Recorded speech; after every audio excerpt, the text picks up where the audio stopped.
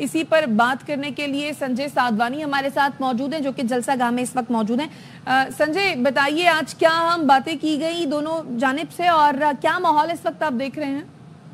देखिए, सदर मुमलिकत आसिफ अली जरदारी की जानिब से आज अहम बात की गई है। उन्होंने कहा है कि आपका पानी कहीं नहीं जा रहा, सिंधु का पानी कहीं नहीं जा रहा, जो सिंध का हक है वो सिंध का मिलेगा। हम सिंध के किसी हक पर सौदा नहीं करेंगे और कोई फैसला हमें कबूल नहीं। आम तासुर ये पाया जाता है कि जो ये 6 कैनाल नए दरियाए सिंध के हवाले से कहा जा रहा है, जिस पर सिंध भर में एहतजाज हो रहा है और बार बार पीर पागारा समेत दिगर जो है वो सदर ममलकत पर ये इल्जाम लगा रहे हैं कि उनको हुकूमत इसलिए दी गई ताकि ये कैनाल निकाले जा सके। तो उस मुतालिक पहली दफा सदर ममलकत आसिफ अली जरदारी ने मीडिया पर आज जो पहला उनका खिताब था और उन्हें बाकायदा इस बात की वजाहत की है कि आपका पानी कहीं नहीं जा रहा, जो सिंध का पानी है वो सिंध को मिलेगा,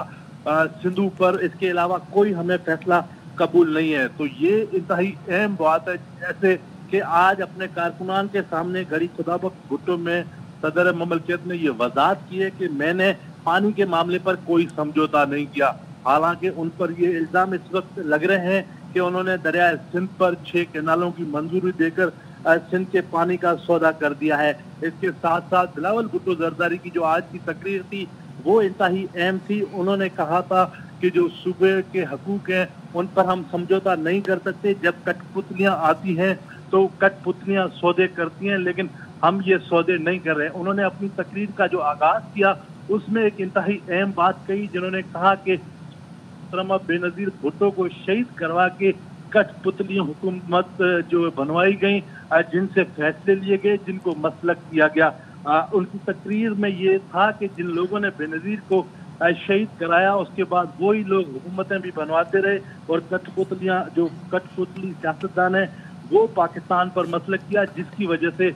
बड़े मुल्क को नुकसान हुए। इसके साथ साथ बिलावल भुट्टो जरदारी ने ये कहा कि हम वफाक से सिंध के जो हक हैं या मुख्तलिफ जो हमारी सूबाई हुकूमतों के हक हैं वो लेंगे। उन्होंने अपनी तकरीर में बलूचिस्तान और सिंध के मसाइल की बात की और साथ ही साथ कहा कि वफाकी हुकूमत ने हमसे ये वादा किया था वोट देने के वक्त कि हम जो है वो PSDB जो वफाक की तरफ से पूरे मुल्क में मंसूबे दिए जाते हैं उसमें आपको शामिल रखेंगे, और ताकि मुल्क भर में जहाँ पर आपकी हुकूमतें हैं तो आपको आपके सूबों की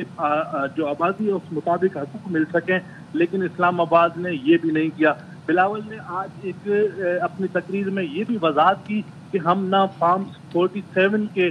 मुंतखब रुकन हैं, ना ही हमारे जो MNAs हैं या सूबाई असम्बली के अरकान हैं वो फॉर्म 47 से जीत कर आए हैं। इस हुकूमत जो मौजूदा हुकूमत है इस पर ये इल्ज़ाम है कि ये हुकूमत फॉर्म 47 पर बनी हुई है और उस पर मुश्तमिल है। तो बिलावल ने ये वजाहत की कि हम हुकूमत का हिस्सा नहीं है, हमने हुकूमत को वोट दिया है लेकिन हम फॉर्म 47 के तहत हम हुकूमत में हमारे अरकान जो हैं वो नहीं मुंतखब हुए। तो इसका मतलब बिलावल भुट्टो जरदारी ये ऐलान कर रहे हैं वाज़ेह तौर पर कि आप हम पर एहसान ना जताएं, हमने हुकूमत को वोट दिए हैं, हम हुकूमत के साथ हैं, लेकिन हम आपने फॉर्म 47 के जरिए नहीं जितवाया। तो आज की जो तकरीर थी बिलावल भुट्टो जरदारी और सदर ममलकत आसिफ अली जरदारी की, उन दोनों ने दरअसल वजाहतें पेश की हैं कि जो वफाकी हुकूमत सूबे के साथ करी है, सिंध बलूचिस्तान के साथ वफाकी हुकूमत का जो रवैया है वो अफसोसनाक है। इसके साथ साथ पंजाब और KPK में जो गवर्नर्स का मामला है उनको कहा गया था कि इंतजामी उमूर में साथ रखेंगे,